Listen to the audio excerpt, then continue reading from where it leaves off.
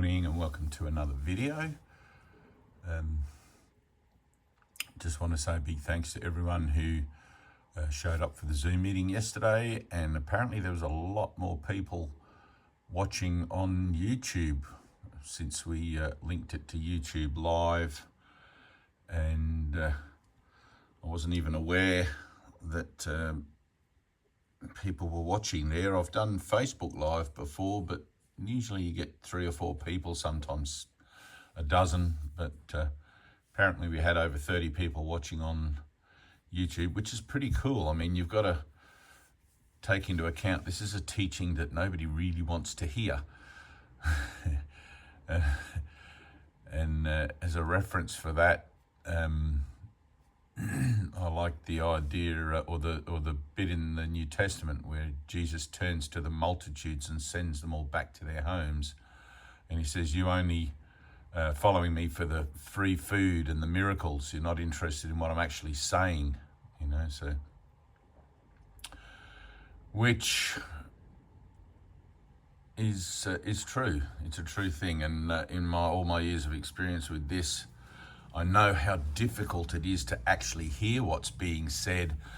And when you're confronted with something that seems to be difficult to learn, difficult to wrap your head around, it's easy just to give up on it because there's another distraction elsewhere all the time.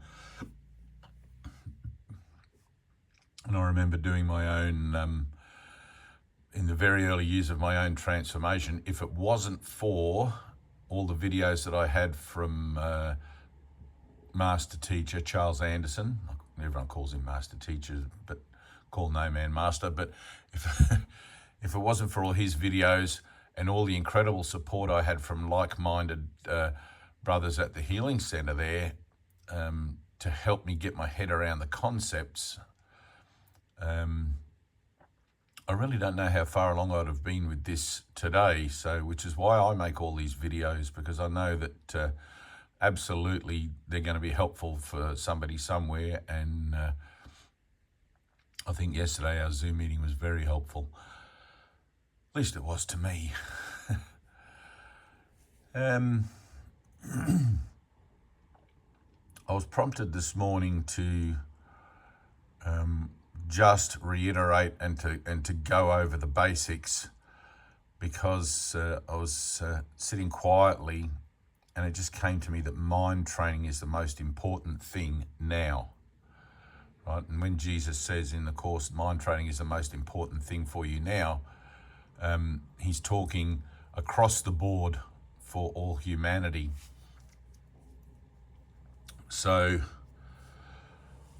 the idea then of mind training, because this is so hard to hear and is so hard to integrate without the application, and you can't really apply it until you understand it properly, going over the basics and just keeping things simple is incredibly helpful. So I thought if we start off today just with the idea of God, because God is an idea, right? God is an idea, and is represented through, I guess you could call them attributes, or I don't really know what you would call them. Because there's no, as soon as you describe God, you're breaking it up into, separated pieces. But if you look at the general consensus, if there's ever been a consensus, and there probably has, because they do have these world forums for peace, and they're usually proliferated by a lot of religious leaders and spiritual persons who are quite prominent at the time. It's like the United Nations for God, really. And I remember Master Teacher was invited to one of those one year, and I think they all looked at him quite dumbfounded in the main. I don't think he was invited back. Not sure, I'd have to check on that one. Need a fact checker there. But if you look at across the board, so in general, and I'll start religiously, but if you look at Buddhism teaches that the external world is a projection of the mind. Hinduism teaches the world is the Maya, the great illusion. Christianity teaches that the world is not your home and encourages you, pardon me, rented lips, encourages you to awaken, calling you a dreamer, thus implying that the world is a dream. And the Aboriginal Australians, who are the oldest civilization on the planet, I think, refer to the world as the dreaming and the dream time. And they also have the added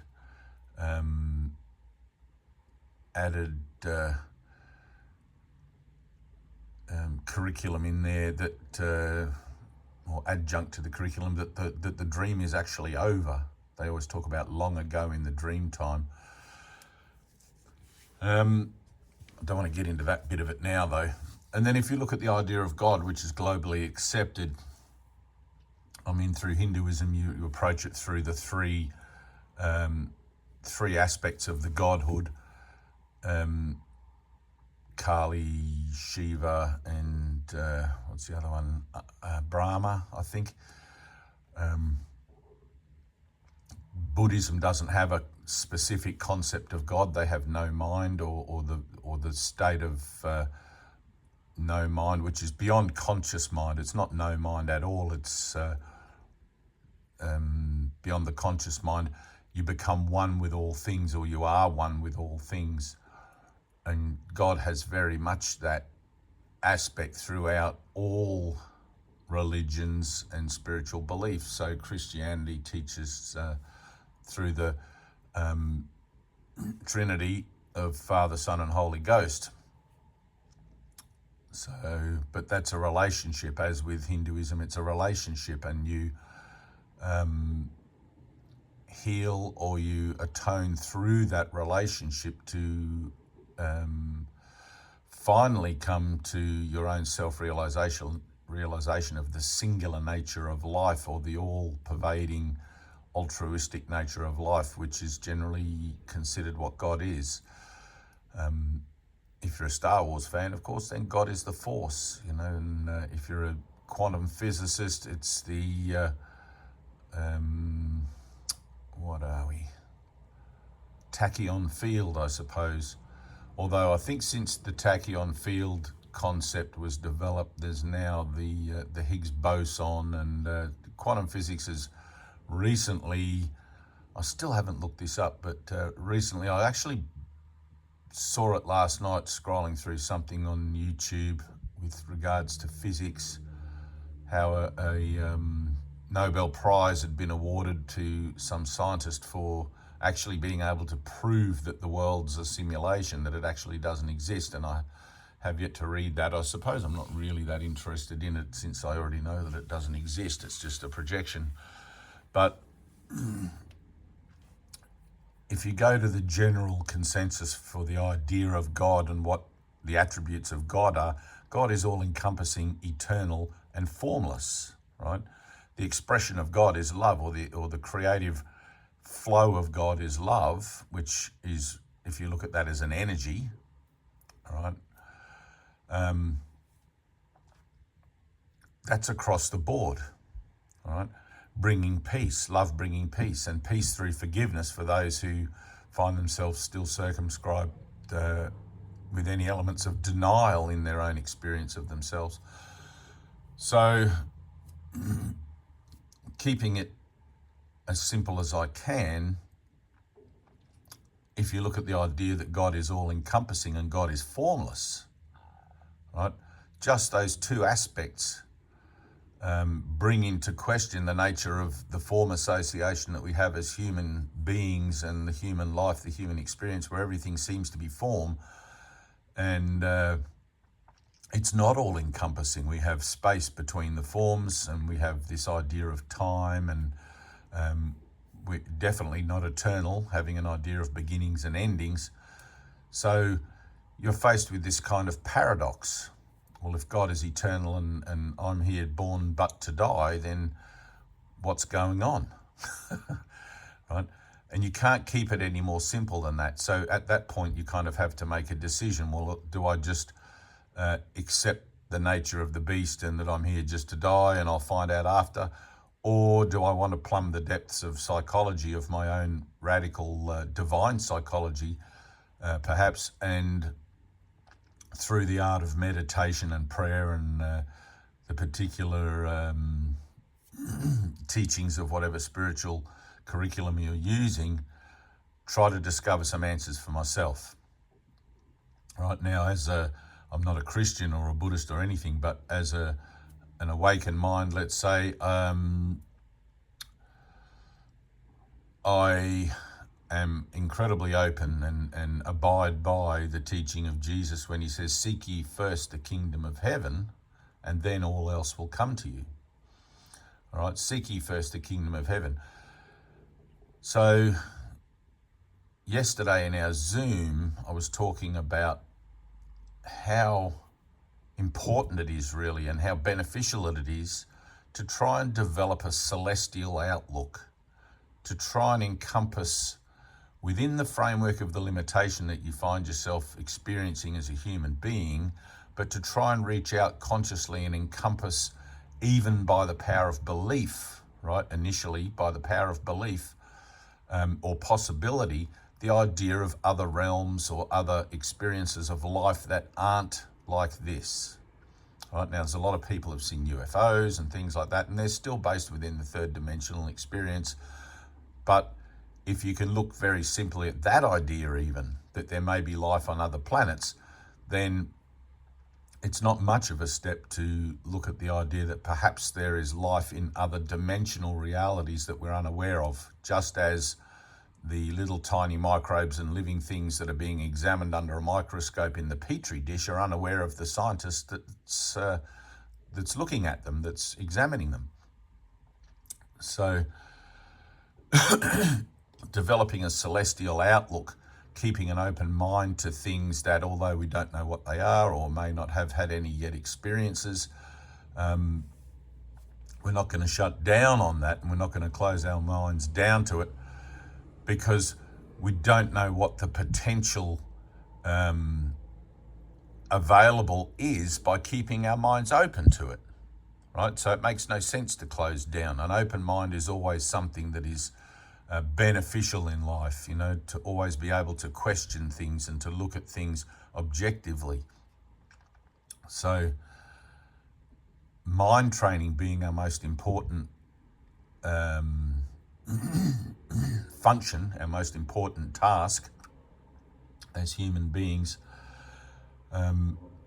with regards to spiritual awakening, mind training then brings us into contact and into confrontation with not only the limited nature of our own human parameters and our own human thought system, but into contact with other paradigms of concepts, other paradigms of life that, although we haven't experienced them, we are told by those who have that they exist.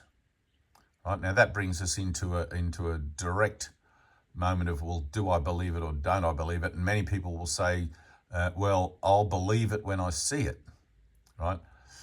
But as someone who walks a path of faith, I can tell you that you'll see it when you believe it, right? And the cost of belief is zero, right? The cost of belief to you, to your mind, to your thought system by keeping an open mind is zero. It costs you nothing to keep an open mind. Keeping a closed mind is, well, it's ignorant. So, but you'll find that in our Zoom meeting, there's 30 people there with open minds. And the rest of the world, it's like Jesus, you know, like he had his disciples, and probably there would have been others, no doubt, who would have refused to go home, who would have been hanging on to every word he was saying, but in general he turned to the masses and sent them away because he knew that their minds weren't open to what he was saying. They were there for their own agenda. They had their own purpose for being there. And you know, there was no genuine interest in, you know, they're like the NPCs in a game, and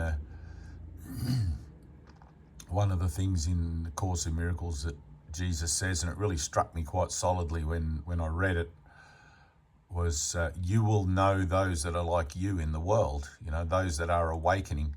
And at this stage in time, there's very few.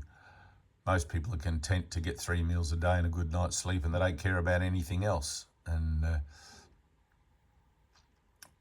it's hard to inspire those who are content with little as far as their spiritual growth goes to want more. To want to crave after knowledge, to want to question the universe and the nature of their existence, and look at that idea of the paradox. So the idea then that, I remember having this discussion with my wife, who at one point was very keen to travel the world and, give talks to thousands of people. And I got to tell you that the idea crossed my mind when I first had my awakening, and it was like, man, everybody needs to know about this. Everyone needs to know what I've just suddenly discovered. But there's an acceptance that comes into it that people will discover it for themselves when they're ready and when it's their time, and you can't really force it. But you can help those who are willing now. You can help those and sit with those and help to guide those, if you like, who are willing to undergo a change in their consciousness, a change in the way they look at the world, a change in the way they perceive themselves, in the idea of transitioning from thinking that I'm a human being doomed to die to understanding that you have a place in a more celestial order, which you can find out about for yourself if you do participate in meditation and prayer and the particular teachings of your own spiritual curriculum. And as an advocate, let's say, of the universal curriculum through A Course in Miracles, I've seen that very much most of these teachings, despite that some of the older teachings, people like to gravitate to old teachings. They seem to have more credibility, that like the ancient Indian scripts and scrolls, and there's this kind of element of romance and trustworthiness, I suppose. But A Course in Miracles, being on the planet channeled only 50 years ago, I see the same teaching. Right? It's the same thing. It's a teaching of singularity. It's a teaching of I am. It's a teaching of bringing oneself from a mental reference point of me and you to me and there by the grace of God go I. And it's very simple. It's as simple as that. But the temerity of the ego to maintain its presence in the thought system also necessitates that forgiveness and tolerance and patience and all of these things have to be mastered. And whilst that's an ongoing journey, the mastery of such principles, it's not without the potential to master it immediately, right? Because you're only ever finding yourself in this moment. You're only ever finding yourself in the here and the now. And spiritual learning doesn't proceed as does the learning of the world, where you seem to accumulate more as time goes by. In spiritual learning, you're actually divesting yourself of everything that's not essential as far as your earthly experience goes. All interests in the external world tend to fall away, and you find yourself more focused on the internal realm, where Jesus says, seek ye first the kingdom of heaven. That's what he's talking about. The kingdom of heaven is within you, right? It says that in the Bible. It says that in the Course in Miracles. And it says that in Buddhism, although it doesn't call it the kingdom of heaven. But Hinduism, I'd have to check up on it. But same. I'm absolutely sure it probably would. Absolutely, probably. So, being willing then is what it comes down to. Being willing to keep an open mind, to say, yes, I'm willing to look at other ideas, other things, and just to see where they fit in your life, just to see where it is that they find a place in your thought system. Just because you're reading a book doesn't mean that it's all going to drop into place straight away, because the nature of any kind of principle is that you witness to it by its application in your life, right? So if you want to receive, you have to give. And that's of yourself. And if you want to, well, it's very simple. What you put out, you get back, right? So that's a principle. Give to receive, that's a principle. Forgiveness is also a principle. If you forgive others and become a forgiving person, the nature of your person in your relationships sets the tone for how others see you, right? And then how they react to you and how they respond to you and all that sort of thing. And the nature of your relationships changes thereby. But if you're somebody that holds grievances and constantly poo-poos on the efforts of others and all this sorts of things, birds of a feather flock together. But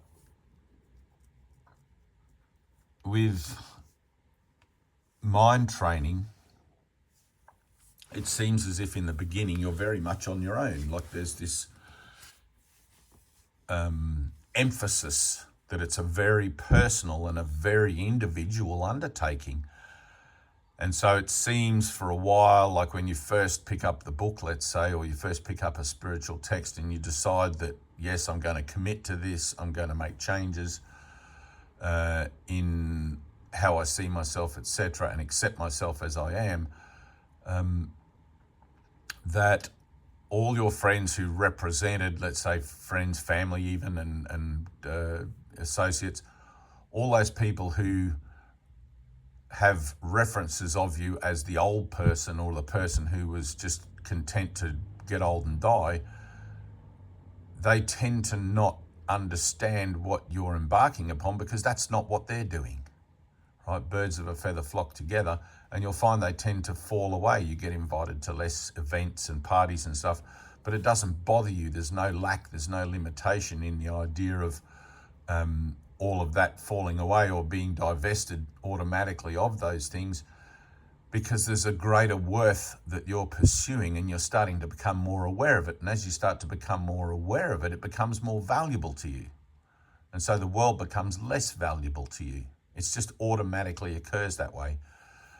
But without that, you have some kind of help. And I remember Adidar Samaranch used to always tell his devotees, and he had a little island somewhere off the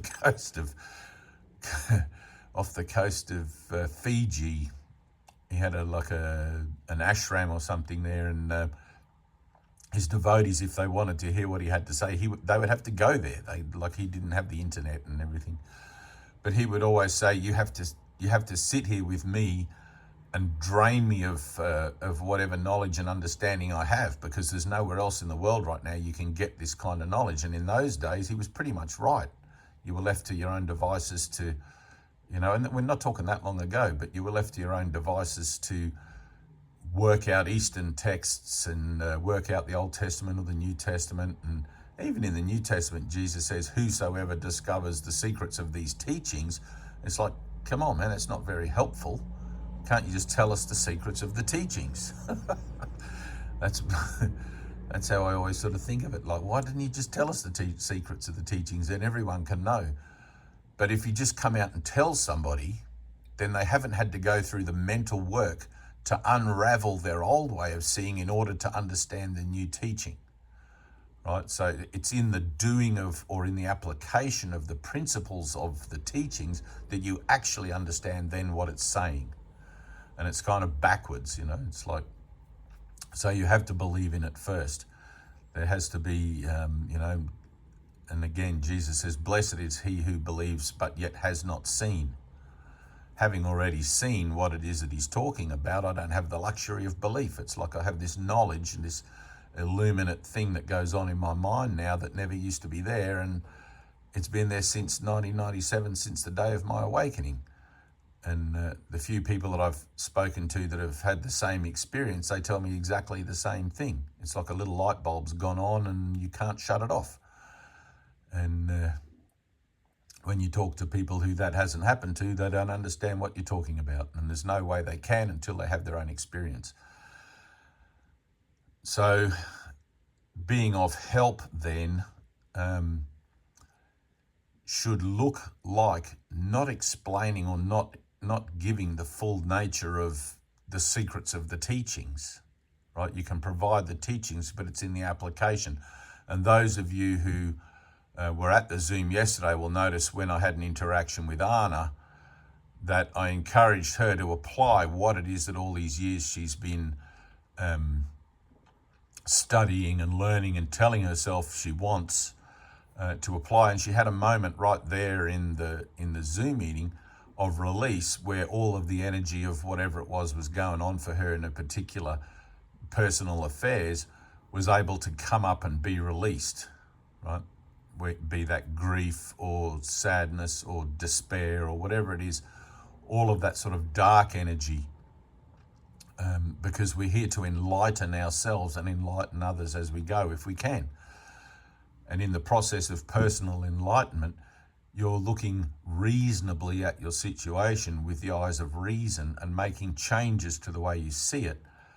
And as the mind begins to change, so the body follows suit, because everything, the body is a product of the mind and is conditioned by the mind. If you're an angry person, your body's going to get sick and fall into stress and all of these sorts of things. If you're a happy person, generally you have an outward disposition or a peaceful disposition, and you tend to not get sick as much and you don't worry about stuff and all of this sort of thing.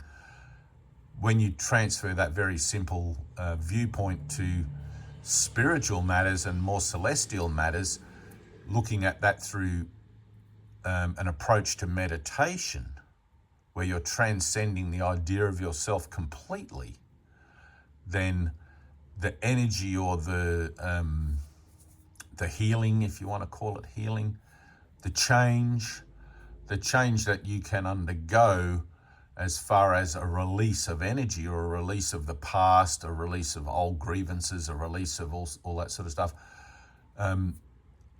it can come up with a hell of a, it's like you're pushing a spring right down to the bottom and then kapow, it shoots back up again, but with a celestial value, right? Which is why in the beginning of this video, I was talking about trying to develop a celestial view of yourself to see that you're part of a greater idea of life than just being born here to die, right? You can know about that for yourself if you want to. Most people don't want to, but if you're watching this video, you're probably one of the few people in this point in time on Earth that is seriously looking at the idea of navigating the mind with the purpose of transcending the limited idea of self, and trying to experience the higher self or the greater self through that meditative effort. It has to be a singular focus. You can't serve two masters. You have to be singular minded about it. For me, when I realized that something was happening in my life, and I actually thought at the time I was going batshit crazy, but when that started to happen to me, it happened because I'd been reading the Sermon on the Mount and practicing faith. And I would actually make purposeful and deliberate experiments with faith, and I would discover happily that I was always supported. And it came to my awareness slowly. It was like a crescendo. All of a sudden it became so obvious that I was supported by a higher power that there was this thirst and this longing to know of it, to know of the higher power, and that took me into the dark night of my soul. But after that, I had to leave my house, my work, my job, everything. I had to absolutely leave everything and go and live in the healing center with all the other guys that were doing this at the time, and I'm totally glad I did. The realization that having a celestial view on life and being able to traverse the nature of not only physical relationships, but celestial relationships, with that viewpoint, is an incredible thing. Like it is what one's purpose on life is. And through that, I've had 3 or 4 extremely profound experiences outside of my body, which you can also have, and that's without drugs, without any kind of other influence other than prayer and meditation.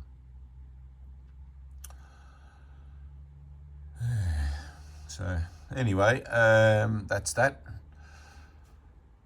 Keep it simple, right? Mind training can be a lot to grasp in the beginning, and I know a lot of you guys that have come on board with my videos since that sort of viral one. A lot of you are at the beginning, a lot of you, and you will be at the beginning for 12 months, 2 years, 3 years perhaps. You'll find yourself seemingly at the beginning, and I can tell you now, really, there is only the beginning, because there is only the here and now. But as an idea of understanding concepts or wrapping your head around the concepts, it's going to take a while. So just be patient, be tolerant with yourselves and gentle with yourselves, and don't get frustrated when you don't seem to understand. Just be like, all right, Jesus knows what he's talking about. I don't know what he's talking about.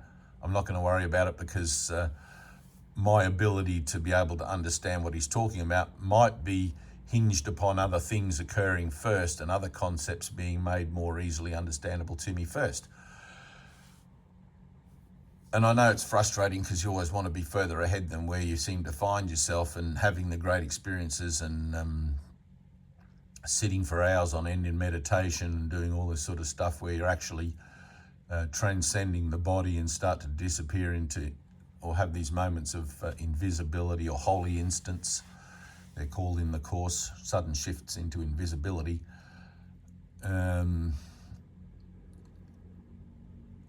But just be glad you found the path. Be glad you found it, I often have people say to me, thank God I found this book. Thank God I've been looking at everywhere and everything. And that was the case for me too. I looked everywhere and everything. And anyway, that's it. Keep it simple. Anyone who's done a recovery program, keep it simple, stupid. I love you guys. And again, thanks for your donations. They're very important. If you knew how important it was to be able to get this out, ideas are increased by sharing. I'm very much looking forward to finally getting these books printed and distributed. If you would like to be a distributor in your area, let Tyna know. She will make a list. Her details will be down below this video. We would be very grateful if we could get a distributor in Europe, in England, Ireland, any of those northern hemispheric countries. South America, maybe? I don't know. Is there anyone down there? I know in, not Chile, there's a big course community somewhere. Not Rio de Janeiro. I'm thinking. Anyway, it's on the tip of my tongue. But anyway, all good. See you in the next one. Peace.